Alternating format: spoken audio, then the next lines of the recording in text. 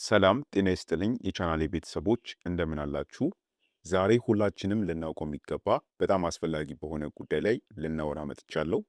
ምግብን አሙቆ መመገብ በቤታችን የተለመደና ቀላል ቢመስልም አንዳንድ ምግቦች ግን ለሁለተኛ ጊዜ ሲሞቁ ወደ መርዝነት እንደሚቀየሩ ታውቃላችሁ?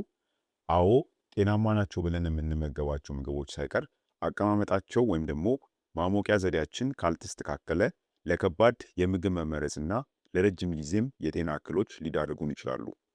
በዛሬው ቪዲዮአችንም በፍጹም መሞቅ የሌለባቸውን 8 ምግቦችና ለምንም አደገኛ እንደሚሆኑ በዝርዝር እናያለን። ለጤናችሁ ስትሉ ይህንን ቪዲዮ እስከ መጨረሻው እንድትከታተሉት እጋብዛችኋለሁ።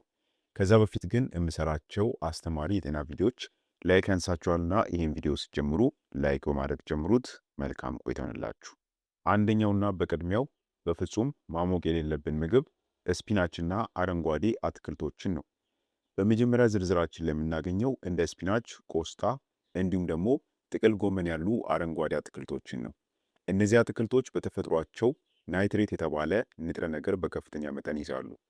ናይትሬት በራሱ ጉዳት ባይኖረውም ምግቡን ግን ለሁለተኛ ጊዜ ስናሞቀው የሚፈጠረው ኬሚካላዊ ለውጥ አስደንጋጭ ነው። ሙቀቱ ናይትሬቱን ወደ ናይትራይት ከዚያም ወደ ናይትሮሳሚን እንዲቀየር ያደርገዋል። ናይትሮሳሚን ደግሞ በሳይንሳዊ ምርምሮች የተረጋገጠ ለካንሰር አምጭነት የሚጠቀስ መርዛማ ንጥረ ነገር ነው። ከዚህ በተጨማሪም እነዚህን አትክልቶች ደጋግሞ ማሞቅ በውስጣቸው ያለውን እንደ ቫይታሚን ሲ ያሉ ስስ ንጥረ ነገሮችን ሙሉ በሙሉ ያጠፋቸዋል። ምን ለማለት ነው? ምግቡ ወደ መርዝነት ባይቀየርም ጥቅሙ ይጠፋል ማለት ነው። ስለዚህ የእነዚህ ምግቦች የጤና ጥቅም ለማግኘት እንደተሰሩ ወዲያውኑ መመገብ ይመከራል። የግድ ካደረ ግን ከማሞቅ ይልቅ በቀዝቃዛነታቸው ከሌሎች ምግቦች ጋር ቀላቅሎ መመገብ ለጤናችን አስተማማኝና የሚመከር ነው ማለት ነው። ሁለተኛ፣ እንቁላል። ሁለተኛውና ትኩረት ሊሰጠው የሚገባ ምግብ እንቁላል ነው። የተቀቀለም ይሁን የተጠበሰ እንቁላልን በድጋሚ ማሞቅ ለጤናችን ከፍተኛ አደጋ ሊያስከትል ይችላል።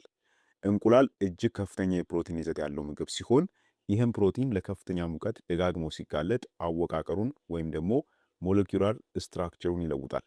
ይህም ለውጥ ደግሞ የምግብ መፈጨት ስርዓታችንን በማዛባት ለከፍተኛ የሆድ መነፋት፣ ለጋዝ፣ ለህመምና ለምግብ መመረዝም ይዳርገናል። ከኬሚካላዊ ለውጡ በተጨማሪም እንቁላል ለባክቴሪያ መራባት በጣም አመቺ ከሆኑ ምግቦች ውስጥ አንዱ ነው።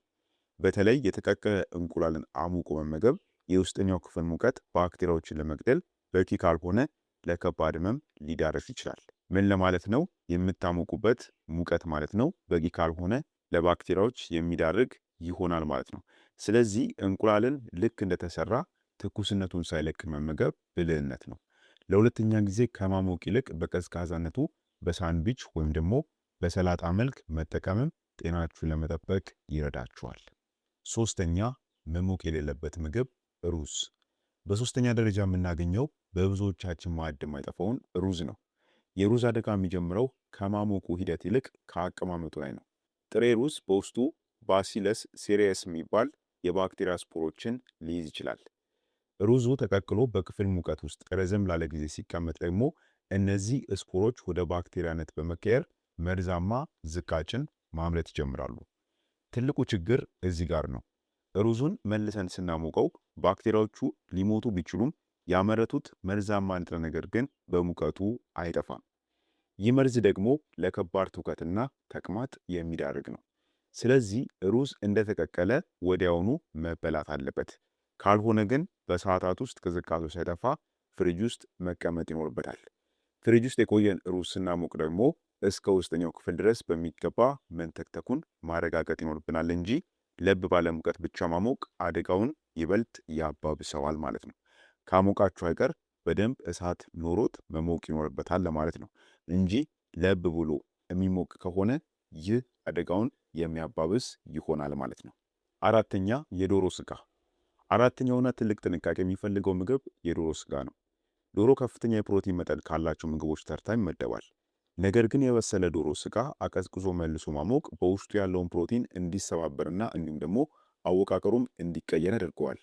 ይህም የፕሮቲን መለወጥ ደግሞ ለጨጓራችን እጅግ ከባድ ስለሚሆን ለምግብ መፈጨት ችግርና ለሆድ መታወክም ዋነኛ መንስኤ ይሆናል።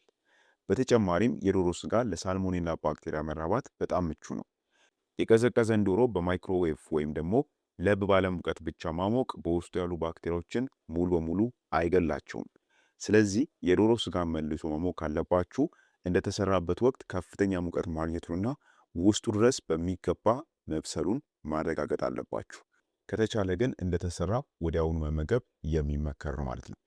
እዚህ ጋር ግን ማወቅ ያለባችሁ ነገር ፈጽሞ አታሙቁት ለማለት ሳይሆን ካሞቃችሁ አይቀር ግን በደንብ እሳት ነክቶት ሊሞቅ ይገባል ማለት ነው። ስለዚህ የዶሮ ስጋም ከዚህ ውስጥ የሚካተት አንዱ ምግብ ነው። አምስተኛ ድንች። አምስተኛው በዝርዝራችን ላይ የምናገኘው ድንችን ነው። የድንች አደጋ የሚመጣው ልክ እንደ ሩዝ ሁሉ ከአቀማመጡ ዘዴ ጋር ተያይዞ ነው።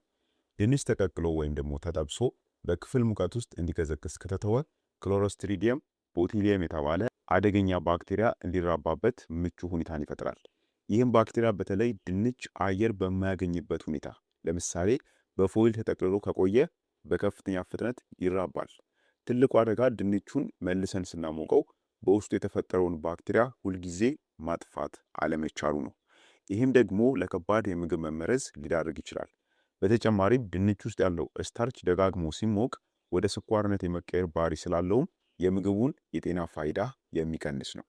ስለዚህ ድንች እንደተቀቀለ ወይም ደግሞ እናንተ እንደሰራችሁት የምግብ አይነት ማለት ነው ወዲያውኑ መበላት ይኖርበታል።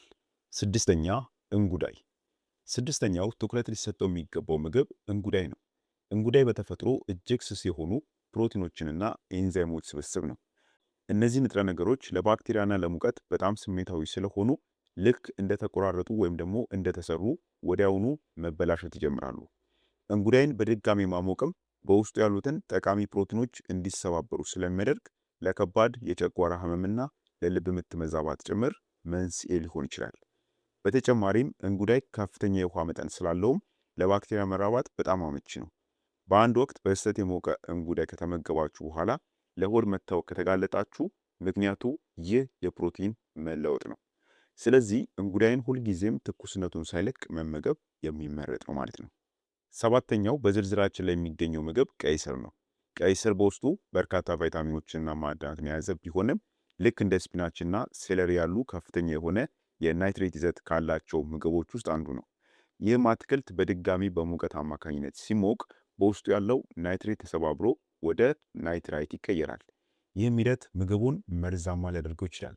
በተለይ ናይትራይት በደም ውስጥ ያለውን የኦክሲጅን ዝውውር የማስተጓጎል ባህሪ ስላለውም ለጤናችን ጠንቅ ይሆናል። ቀይ ስርን አብስላችሁ ከጨረሳችሁ በኋላ ዳግመኛም ከማሞቅ ይልቅ በቀዝቃዛነቱ ብትጠቀሙት በውስጡ ያለውን ንጥረ ነገር ሳታጡ ለጤናችሁም ሳትሰጉ መመገብ ትችላላችሁ። ስምንተኛ በአንዳንድ ዘይቶች የተሰሩ ምግቦች።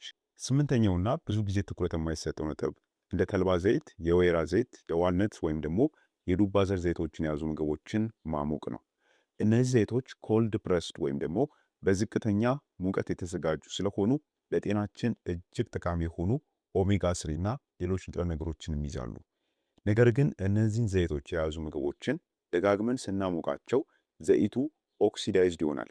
ይህም ማለት ይቀይራል ወይም ደግሞ ይበላሻል ማለት ነው። ይህም ኬሚካላዊ ለውጥ ዘይቱ መርዛማ እንዲሆንና በሰውነታችን ውስጥም ለካንሰርና ለልብ ህመም መንስኤ የሚሆኑ ፍሪ ራዲካልስን እንዲለቅ ያደርገዋል። በተጨማሪም ምግቡ ደስ የማይል ሽታና ጣዕምም ሊያመጣ ይችላል። ስለዚህ እንደ ተልባ ያሉ ቅባቶች ያሉባቸውን በተለይ ደግሞ እንደ ወይራ ዘይት ያሉ ምግቦችን በፍጹም ማሞቅ የለብንም። ስለዚህ እነዚህ ምግቦች አውቀናል። ነገር ግን የግድ ማሞቅ ሲኖርብን ወይም ደግሞ ምግቡ እንዳይበላሽ ምን ማድረግ አለብን ለሚለው አንዳንድ ነጥቦችን ልብ ልንል ይገባል። በመጀመሪያ የማከማቸት ዘዴያችን ላይ ትልቅ ለውጥን ማድረግ አለብን። ማንኛውም የበሰለ ምግብ በክፍል ሙቀት ውስጥ ከ2 ሰዓት በላይ መቆየት የለበትም። በክፍል ሙቀት ስላችሁ ያልሞቀ ያልቀዘቀዘ ማለት ነው።